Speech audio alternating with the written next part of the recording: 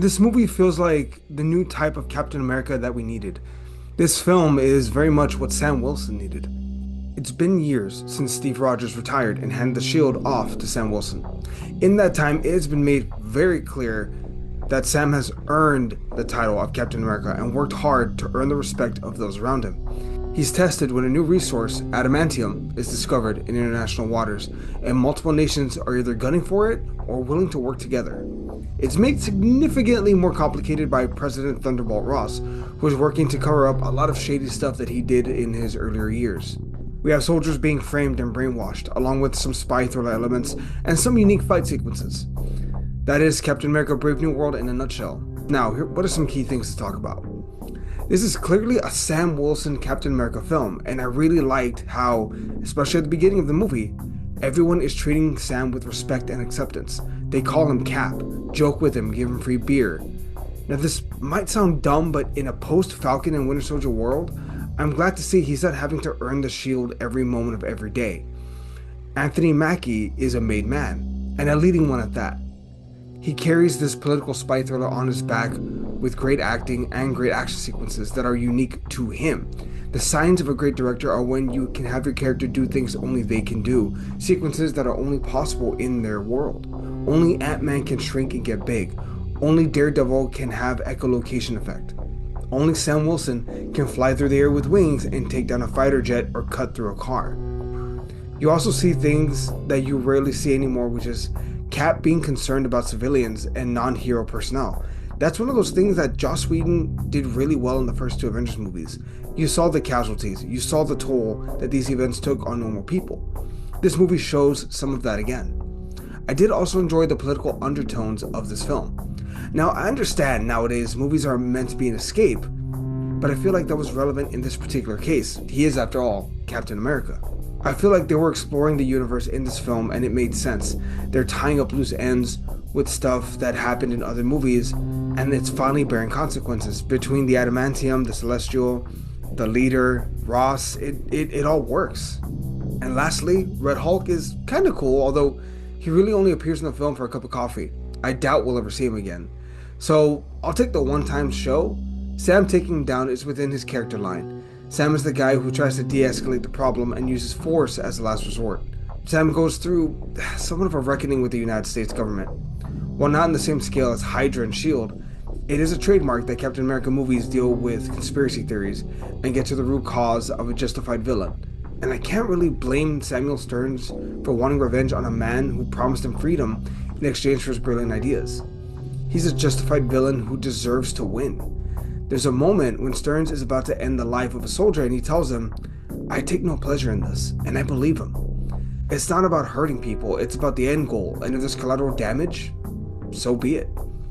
On some level, it's technically Ross's fault. If Ross could have come out and said that Stearns might be trying to kill him or blackmail him due to Ross being a liar, this movie would have ended after the first 10 minutes. Now, let's talk controversy. This movie is oddly divisive online. On one end, you have some people that like the movie. It's not perfect, but it's certainly good.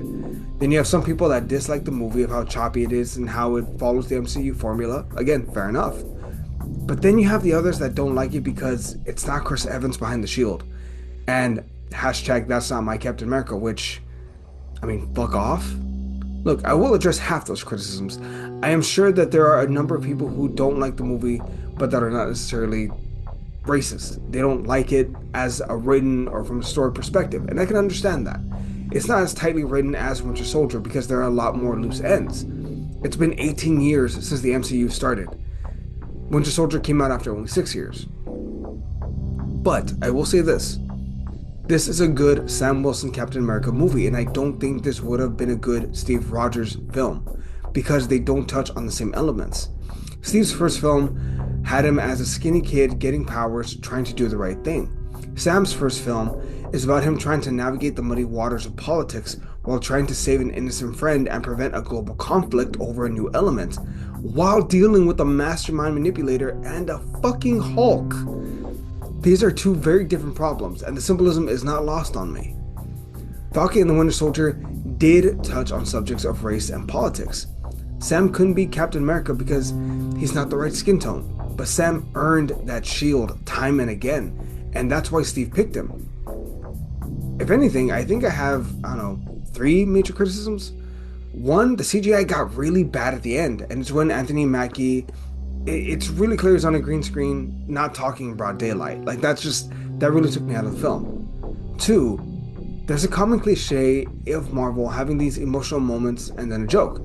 Bucky had a cameo when he visits Sam. Sam is having second thoughts about being Cap, and Bucky says, Steve gave people something to believe in.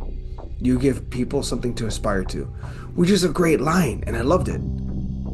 But then, insert the joke, hate that. I hate that so much. Which brings me to my last thing. Lastly, is there anything that I would have done differently? And, well, a lot actually, but let's concentrate on one thing at a time. Let's talk villains. I think it would have been better for them to have used the leader as a mastermind role, using the Serpent Society as his mercs. They tried to make him a master manipulator, kind of like Zemo, but instead they should have allowed him to spearhead a massive enemy army, and thus a large force for Sam and Joaquin to overcome. Give Sidewinder the super soldier serum, and he can basically be the bad guy of Isaiah Bradley. Now imagine a third act with the White House under attack. Cap is trying to stop them when the president is set off as Red Hulk. Now Sam must save people, and he must deal with multiple threats in all directions, with the cameras watching. I think that would have been a better third act, full chaos from all sides, but maybe that's just me. Overall, this film, I'm going to give it a 7 out of 10. It is good. It's definitely in the upper echelons of Marvel. It's in the top half. And as far as phases 4 and 5 are concerned, it's top 5, definitely for sure.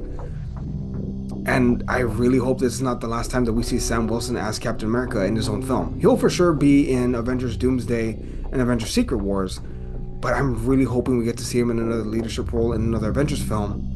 And, I don't know, maybe a film or two. Hopefully. But that said, what did you think of Captain America Brave New World? Let us know down below, we'd really appreciate it, and we'll catch y'all next time. We'll see everybody.